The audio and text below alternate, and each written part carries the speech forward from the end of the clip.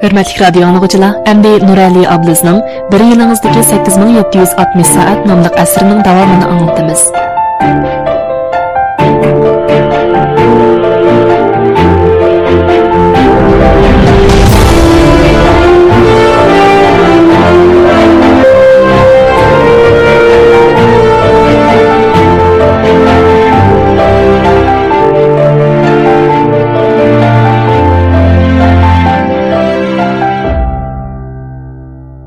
Shundoq qilib, boshqalarga yordam qilishni xo'shalliq deb biladigan bir odamga aylandim.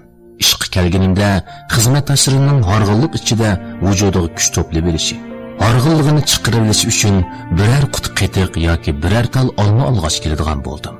Shu sababdan Yangi Sharqda qetiqchi degan nomga erishdim. Do'stlarimni yo'qlab borganda, hatto onch pishiq tunishmaydiganlar bo'lgan taqdirdimi, ko'nglini xush qiladigan oddiy sovg'alarni ilib oladigan bo'ldim. Gap sovg'atning cho'ng kichikligida emas. Muhimi sovg'at topshirib olg'uchiga ilib keladigan xo'shallik va illiqlik tuyg'usi. Mehr muhabbatsiz, rahimsiz dunyoda bir parcha harorat bo'lsam deyman. Atrofimdagi odamlarga kichikina bo'lsa-mu xo'shallik ilib kela olsam, illiqlik his qildira olsam, men qilayotgan ishlarda mening sababimdan oz-to'la yaxshilanish bo'lsa, menga shu kifoya.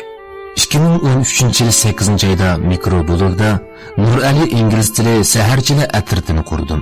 Har kuni atdigan soat 7dan burun o'rnidan turib, inglizcha bir jumla tarjima qilishni 21 kun davomlashtirganlarning hammasiga sovg'at berib keldim. 2014 yili orqa-orqadan kitob o'qish atriti, chiniqish guruhini tashkilladim. 1,5 yil vaqt ichida necha ming parcha sovg'at yo'lladim. Bularning kirasini qo'shib hisoblaganda 100 necha million sarf qildim. Men bularni hech qanday savdo tijorat maqsadida va yoki biror manfaatni ko'zlab qilmadim. Chiqimni butunlay kecha-kunduz ishlab topgan pulimdan chiqardim. Shunga nurg'un kishilar gumoniy nazarda qarashdi. Bugungi dunyoda kishilar so'g'uq muomalalarga ko'nib qoldi. Shunga bir odam o'z oldiga harakat qilishga boshlaganda, nurg'un odamlar turli farazlarni qilishidi, gumonlanadi. Bu odamning maqsadi nimadi? Kollasi chataqmidi? Yana bir turlik odamlarmi bor? Ular boshqalarning oq ko'ngilligidan foydalanib o'z manfaatiga cho'qtatadi. 2014 yildan boshlab Ündidarda anglash darsi, so'zlik darsi, eg'iz tili darsi ochdim. Sinoq anglash darsigini 1001 jafoda tayyorlab, 49 kun davomlashtirib faqat 200 yillik haq oldim. O'zimning samimiyatini bildirish uchun agar o'quvchilar darsini rozi bo'lmay qolgan bo'lsa, o'qish pulini qaytarib olsa bo'ladi deb va'da berdim. O'ylamagan ish shu bo'ldiki, nurg'un odamlar darsning eng oxirgi bir kuni pulini qaytarib oldi. Mushundaq samimiyatsiz odamlarga yo'liqqan chog'larimda mening ochiqim keldi. Dunyoda nemishqa bundoq odamlar bordu deb o'yladim. Yaxshilik oq ko'ngillikka sabab bo'ladi. Yaxshilikqa yomonlik qilingan chog'da oq ko'ngillik haqiqiy sinoqqa duch keladi. Bir qancha soatlik darsda qo'ymachiga uchrab ketganim tabiiy holda meni afsuslantirdi. Ammo mening yaxshiligimga yomonlik qaytgan bo'lsa, bu texmi afsuslanarli ish bo'ldi. Agar o'sha o'quvchilar mening darsimdan haqiqiy nafga erishadigan bo'lsa, mening dars tuzishdagi murodimni hosil bo'lgan bo'ladi. Har qatim ko'nglim yerim bo'lgan chog'da oq ko'ngillikimga berilgan yaxshi baholarga, mening sababimdan boshqalarda yuz bergan yaxshi o'zgarishlarga qarab xush bo'laman. Men o'ylayman, boshqalarning sizga qilgan yaxshiliklarini saqlab qo'ying. Ko'nglingiz kimlardandir azor yegan chog'da aslimalar qatlarini ochsangiz, turmushga bo'lgan ishonchingizni yo'qotib qo'ymaysiz. Qalbingizdagi haroratni o'chirib qo'ymaysiz.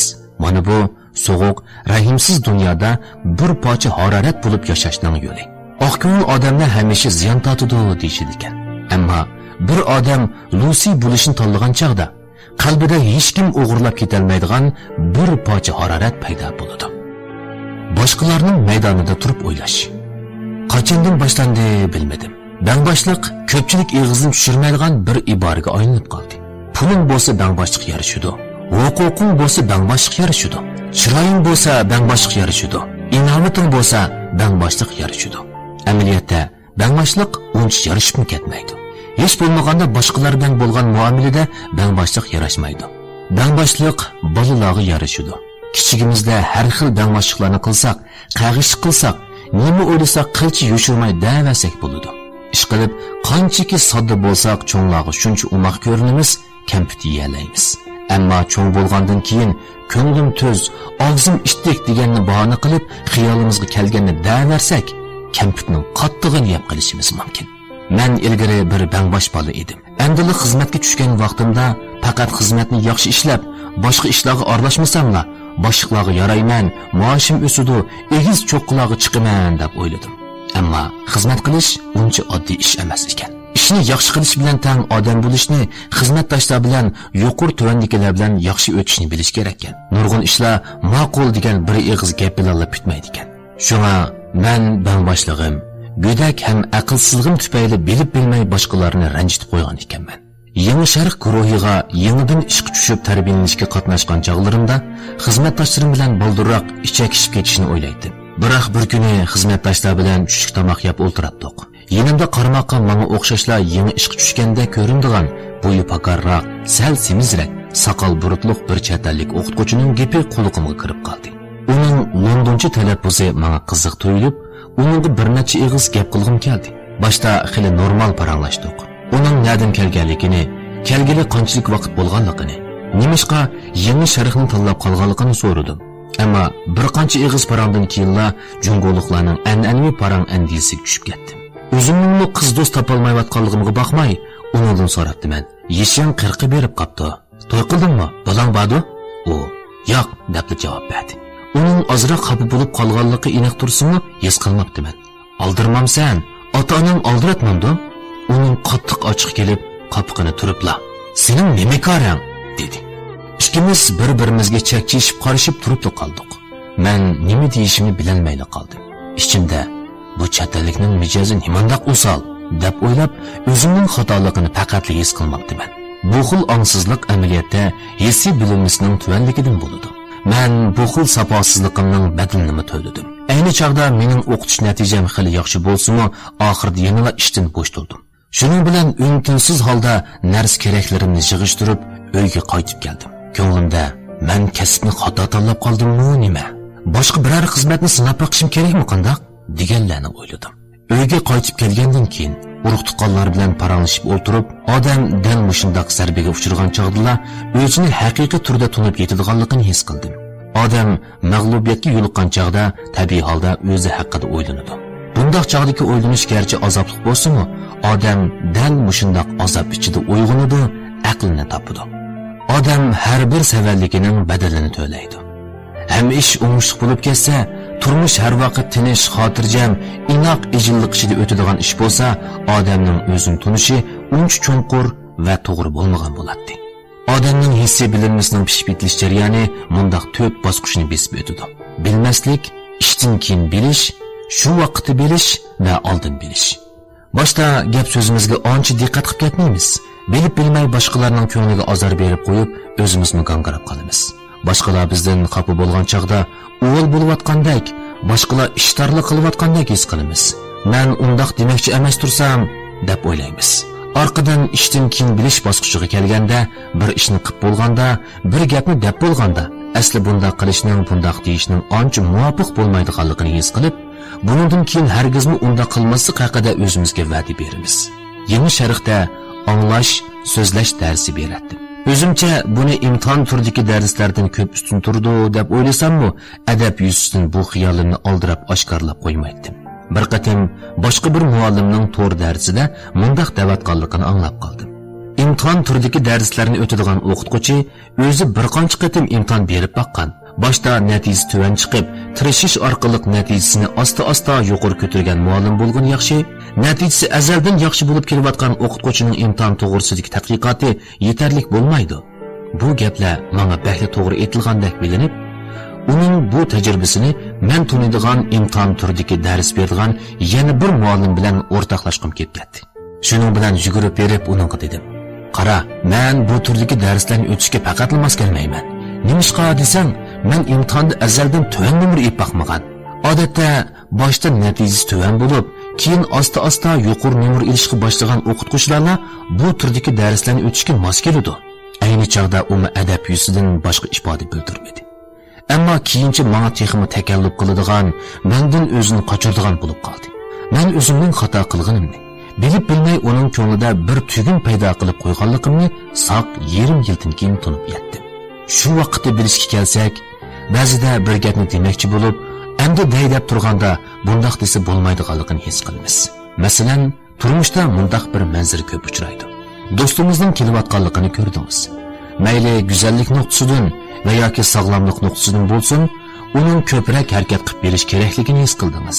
Bundaq chog'da udulla, ya'ni bilib bilmayla, samir ketibsan desangiz, gapni deb bo'lib, uning sal qabi bo'lib qolganligini bayqaysizda, xato qilganingizni bilib, darhol tasalli berishga o'tasiz. Mana bu ishdan keyin bilish. Agar uning samirib ketganligini ko'rib, bu to'g'risida eg'iz ochmasangiz, uning badaniga baho berishni saqlansangiz, bu shu vaqtning o'zida bilganingiz bo'ladi. Hissiy bilinmasi yuksak darajaga yetgan odam ondan oldin biladi. Bu darajaga yetgan chaqda siz uning to'xtamay yavatqanligiga qarab, cho'qim samirib ketadiganligini pamlaysiz. Ammo uningga bilib bilmay azor berib qo'yishdan saqlanish uchun yaqindan beri qanday turyapsan? Hafta oxirida sayohatga chiqmoqchi bo'lyapman. Agar vaqting bo'lsa, birga borayli, deysiz. Qarshi taraf uning samirib ketishidan ansirayotganligingizni his qila olmaydi. Xo'shallik bilan ma'qul bo'ladi. Odam bu darajaga yetgan chaqda kishilar bilan bo'lgan muomalada pishqan, munosabatni bemalol ham loyiqida olib ketadigan bo'ladi. Men eg'izimdagi gapga to'yinib jon boqadigan odam bo'lsammi, ba'zi so'rinlarda parantiyimiz topolmaydigan chog'larim bo'ladi. Dastlabki chog'larda so'rimdagi o'ng'aysiz kayfiyatni buzish uchun to'xtamay gap qilardim. Ammo gapni to'liq qilgancha savallikmi ko'p yuz berdi ekan. Keyin bildimki, nima deyishni bilmagan chog'da eg'izni yumg'uluq ekan. Gap qilish taqozosi uchun gap qilsangiz, ko'pincha hollarda degingiz yo'q gaplarni deb solasiz.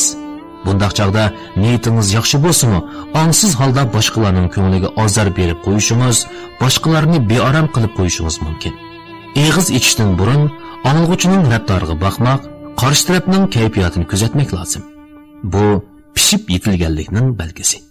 Gap qilishdan burun so'rinning kayfiyatini kuzatib, anglg'uchining o'tmishi va hozirini bilib, gapni muvofiq nuqtadan boshlaganda tadrijiy holda oldin bilish darajasiga yetkil bo'ladi. Suhbatdan boshqalarni va o'zini manfaatlantirgil bo'ladi. Aqlli odamlar ijtimoiy munosabatda kuzatishga, boshqalarni tushunishga, boshqalarning nuqtasida turib o'ylashga ahamiyat beradi. Bu hargizmi maqsadli xushomat qilganlik emas. Bu o'zaro xush qilishni, munosabatni ijil, inoqlik ichida davomlashtirishni maqsad qilganlik. Har qanday bir kasbni voyaga yetkazib ishlashda kasbiy iqtidor 20%, ijtimoiy munosabat iqtidori 80% rol o'ynashi mumkin. Shirkatdami, maktabdami shundaq. Darajadan tashqari aqlli tadqiqotchi bo'lishni, tarki dunyo bo'lib tadqiqot bilan shug'ullanishni, boshqalarning nima deyishiga qilch parvo qilmaslikni tanlagan bo'lsangiz, bu boshqa gap. Ammo tadqiqotchilarmi boshqa tarmoqlarning ishonchi va e'tirof qilishini qo'lga keltirganda, ondan tadqiqot fondiga erisha oladi. Biz yolg'iz jangchi emas. O'g'illarning ko'pinchisida qahramonlik ideyasi bo'ladi. Men shunday edim. To'g'ri o'yiniga kirishib ketgan chog'larimda 5 o'tkaldan o'tkicha 6-darajaga yetishni, barliq dushmanlarni qirib tashlashni o'ylaydim. To'g'ri o'yinida yomon raqibga uchrab qilishdan qo'rqmayman, do'st sabdoshga yo'l qilib qilishdan qo'rqaman deydigan bir gap bor. Shunga muvofiq sabdosh topolmagan chog'larda yanada yolg'iz o'ynagan yaxshikan deb o'ylaydim. Balkim shundan bo'lsa kerak, turmushdami yolg'izlikni bekrak xohlaydigan bo'lib qolgan edim. Yolg'iz yurgan vaqtlarimning uzrab berishiga ergishib, yolg'iz odamni g'iriblik bosadiganligini his qildim. Qayg'urganda dardini to'kadigan, yig'laganda yeshingni surtadigan odaming bo'lmasa, odam ba'zida umidsizlikni qoladi ekan. Shunday chog'larda yolg'iz mangsa tezroq mong'ul bo'ladi deb o'z-o'zimga tasalli berdim. Ammo har qancha tez mangan bilanmi, xushalliging va xafaligingga sherik bo'ladigan odaming bo'lmasa, bunday safarda ne ma'no bo'lsin. Biz mustaqillik ziyoda ta'kidlanadigan bir davrda yashayapmiz. Mustaqillik odamni muvaffaqiyat yo'liga boshlashi mumkin. Ammo yolg'izlik deydigan bir narsami tang agishib keladi. Darvaqa yolg'izlik ustida shikoyat qilib yozilgan maqolalarmi, yolg'izlikdan qo'rqmaslik haqida yozilgan maqolalarmi ko'p. Holbuki turmushda mushaqqat bo'lmagan bo'lsa, mushaqqatdan qo'rqmaydigan odam chiqmagan bo'ladi. Yolg'iz yo'lga chiqsangiz, rostilla tezroq menishingiz mumkin. Ammo horg'inlik his qilgan, o'zingizni ojiz his qilgan chog'laringizda vujudingizga kuch bergudak birin topolmaysiz. Hatto ba'zi odamlar uzoqqa so'zilgan yolg'izlik ichida qolaymaqan xiyollarga g'arq bo'ladi. Turmushga bo'lgan ishonchi va ixlosini yo'qotadi. O'smir bola Voyitning qayg'urishini o'qib o'tib, uning taqdiriga ichingan edim. Uning nima uchun g'ayratlik dunyosiga bekinib olib, boshqalar bilan aloqa qilmaydiganligini tushunolmagan edim. Bizning shundoq chog'larimiz bo'ldi. Hujrimizga solinib, karvatda o'ngsiga yetib o'ylanamiz. Qo'limizni o'tkazmoqchi bo'lamiz. Ammo bundaq vaqtda o'zimizni inkor qilishga, o'zimizning bu dunyoda keraksiz bir odam ekanligiga ishonib qilishga boshlaymiz. Har qancha kuchlik azmatlarning yanada dardiga darmon bo'lgudek odami bo'ladi. Shaparang polvonning Robin Hoodi, Holmesning Watsoni, Shavxonning Dabaysi bor. Balkim yanimizda hamroh bo'lib meniyotgani muqim bir odam bo'lmasligi mumkin. Hayotimizning ma'lum bosqichida paydo bo'lganlar yana bir bosqichida g'oyib bo'ladi. Aman bir yoki bir qancha odam siz bilan billa safar manzarasini tomosha qilib maqdi. Dunyoning kulfatlariga birlikda taqobil turdi. Meningcha bunda hayot jafoliq bo'lsa-mu, yanada baxtlik. Oliy maktabning 1-yilligida kompyuter institutining futbol komandasiga kirdim. Komandaga kirish imtihoni bergil borgan chig'imda meningcha komanda boshlig'i meni hargizmi o'tolmaydi deb o'ylagan bo'lishi mumkin. Mening u chog'dagi turqimga qarab 90 minut to'chqicha maydonda u yoqdan bu yoqqa to'xtamay yugura oladiganligimga hech kim ishonmaydi. Keyin uning menga deb berishicha, ayni chog'da qursqi to'pdak chiqib turgan bir bodak maydonda xuddi tankidek u yoqdan bu yoqqa chepib yurganmish. Texnikam qandoq bo'lishidan qat'iy nazar hech bo'lmaganda raqibimni bir so'qibla necha metr neriga do'miltib yetalaydim. Umi mening mush tarafimni debla komandaga ib qolgan ekan. Futbol komandamizdagi zapas bek sifatida rasmiy mashqni boshlayapti. Men asli bu komandaga o'zimning yolg'iz yuradigan odatimni o'zgartirish uchun qatnashgan edim. Ammo bu bir boshlanishning hayotimda shuncha zo'r o'zgarishlarni paydo qila olishini asla o'ylamagan ekanman. Futbol komandasiga kirgandan keyin Japadimi, halovatimi belli bo'ladigan bir turkum do'stlar bilan tanishdim. Yana kelib badan holatimdimi, irodamdimi tubdan o'zgarish bo'ldi. Beijing universiteti yangi o'quvchilar lonqisi futbol musobaqasiga tayyorlik qilish uchun haftada 3 qatim seshanba, payshanba, shanba kunlari kechda maydonga yig'ilib badan mashq qilardik. Turli mashqlar ichida surat o'zgartib yugurish eng tez bo'lib, 22 odam 400 metrlik maydonni u yerda 18 qatim yuguraydik. Bu mashq oyoqlashguncha o'pkamiz og'zimizga qoplashib qolgandek bo'lib ketadi. Beijing universitetiga o'tganlarning hammasi kitob xaltalari menga o'xshash futbolni bir qatimda tushirib o'tmay 550 qatim chekaladiganlar yo'qmikin deb o'ylaydim. Bargandan keyin bildimki, Beijing universitetida futbolni yaxshi tepadigan yoki jon tikib o'ynaydiganlar ko'rmang ekan. Hammadan to'lib toshgan qizg'inlik bilan komandaga kirib, tunji kunlik mashq oxirlashganda ko'p qism komanda a'zolari qusib o'tdi. Men o'zimni tutib olib, yotoqqa kirgandan keyin qusdim. Yugurib bo'lgandan keyin poqchilab sakrash, put ko'tarish mashqi qatorliq badan mashqlari bor edi. Mashq bak ig'ir kelgan bo'lsa-mu, ko'pchilik birlikda qiladigan bo'lg'achqa, g'ayratimiz borgancha ish boradi. Mundaq bir gap haqiqatan to'g'ri aytilgan ekan. Tez minishni o'ylasang, yolg'izman. Yiroqqa minishni o'ylasang, bilmayman. Agar ham tez, ham yiroqqa minishni o'ylasang, o'zingga o'xshash tez minadigan bir bilanman. Hamrohlarim bilan birga mashq qilganda men cho'qim bardashlik bera oldim. 2 oyga so'zilgan mashqdan keyin 92 kilogramdan 72 kilogramga tushdim. Yengini setib olgan nurg'un ishtonlarimni kiyolmadim. Qishliq ta'tilda uyga borsam, onam tosqalda vaqirab tashlag'ili. U xiyolida meni maktabda osh qolgan o'xshaydi deb o'ylabdi. Futbol komandasidagi do'stlarimdan boshqa yotoqdoshlarimni 4 yillik oliy maktab hayotini men bilan birlikda besib o'tdi. Yotoqdoshim yaxshi do'stim edi. U ishmijoz, kam so'z bo'lib, yaxshi ustoz, obdan hamroh bo'la oladi. Har qatim o'zimga ziyoda tamanno qo'yib kerilib ketgan chog'larimda yuzimga bir das sovuq suv chechib, "Bak kerilib ketma, yo'l tig'i uzoq" deb nasihat qiladi. Ishlardan royim yenib, karvatdan tushmay yotgan chog'larimda yenimga kelib madad beradi. Qiyinchilikqa men bilan birga taqobil turadi. U hozir Amerikada doktorlikda o'qiyotdi. Baxtlik oilasimi bor bo'ldi. Biz hozirmi to'rda aloqa qilib turamiz. Turmushdan olgan ta'sirotlarimiz, saboqlarimiz, his qilganlarimizni aytishib, bir-birimizga madad berib turamiz. Xizmatga chiqqandan keyin meni to'xtamay ilgirlashga, bo'shashmay kurash qilishga rag'batlantirib turadigan odamlarga yo'liqdim. Menga eng zo'r ta'sir ko'rsatgan keyingi surish odatimizni tashlang nomli kitobni Yangi Sharqdagi bir xizmatdoshim tavsiya qilgan. U kitob Manga o'xshash sonsiz kishilarning ishni keyingi so'rash kasalligi ustidan g'olib kelishida intayin muhim rol o'ynagan bo'lishi mumkin. Men mushu kitobni yozish jarayonidami okeanning yana bir chetidagi bir qancha do'stim bilan kechalab fikr almashtirdim. Bir qancha qatim qayta tuzitib, tun nisbidan oshgan chog'lag'ichimi hech narsa yozolmagan. Hatto voz kechish niyatigimga kelgan edim. Uncha oldirab ketishning nima hojati? Yarim yildan keyin yozsam nima bo'pti? Balkim shu chog'da ilhomim kelib qolishi mumkin. Shundoq deb o'z-o'zimga bahona izladim. Bir do'stim qilchi yuz xotir qilmasdan, unutib qoldingmi? Musobaqada 0-10, hatto 0-20 bo'lib tursaqmi mayli. Ammo oxirgi 1 daqiqacha voz kechmaymiz. Haqiqiy kechirgil bo'lmaydigan mag'lubiyat emas, balki musobaqadan voz kechish, bal qo'yib yetish degan eding-ku. O'roqlamoqchi bo'lgan chog'laringdimi shundoq bo'lgan emasmi? Qiyinchilikqa yo'liqibla voz kechmoqchi bo'lsang, yana bir qatim qayta boshlagan chig'ingda boshdagi qiyinchiliklarni qayta boshdan kechirishdan boshqa tanishing qolmaydi. Ajiba, yana bir qatim unumsiz badal to'liging bormi? dedi. O'zimni oqlashga qayta urinmadim. Untinsiz holda kompyuterni ochib, davomli yozdim. Biz yagona bir planetada yashaymiz. Beshimizga mayli qandoqli qismatlar kelmasin, biz dunyoda mangu yolg'iz emas. Muhabbat, g'oya, do'stlik bizga hamroh. Bundan go'zal qandoq dunyo bo'ladi?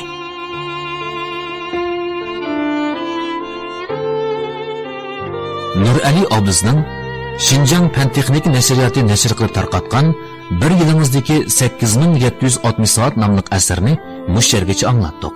Davomini ati anglaysizlar.